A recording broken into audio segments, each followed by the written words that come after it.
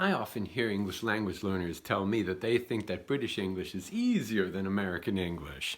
This is something we need to talk about, and I think that you might be surprised by what I have to say.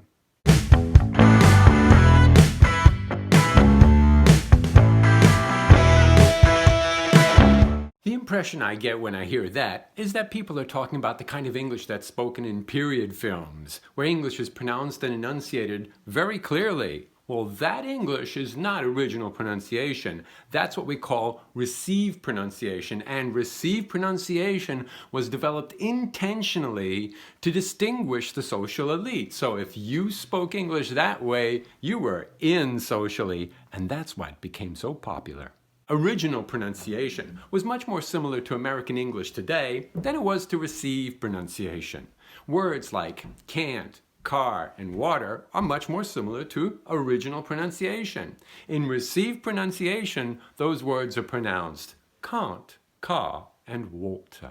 Another thing to consider about those period films is that British English is not modern British English. Modern British English is very fast. You should check it out because it's sometimes pretty difficult to understand. Obviously, pronunciation depends on the accent of the speaker. And keep this in mind. There are many different accents in London alone and in New York, depending, of course, what part of the city they're from.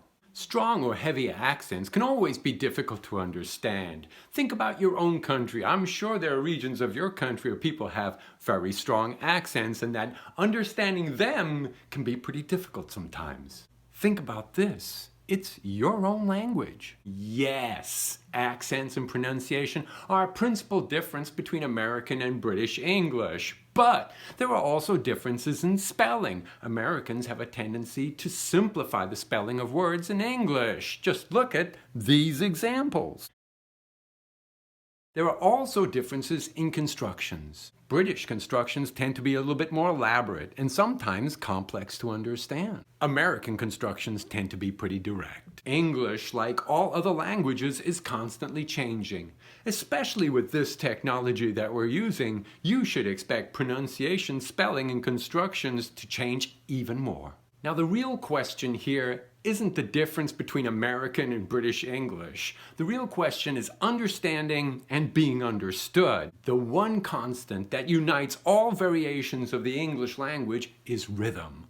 1 and then a 2 and then a 3 and then a 4. Of course, I've talked about this in several other videos, and remember, it's the key to communication in English. So instead of focusing on the differences that divide us, I prefer to focus on what unites us, because that is what will help you to overcome those differences.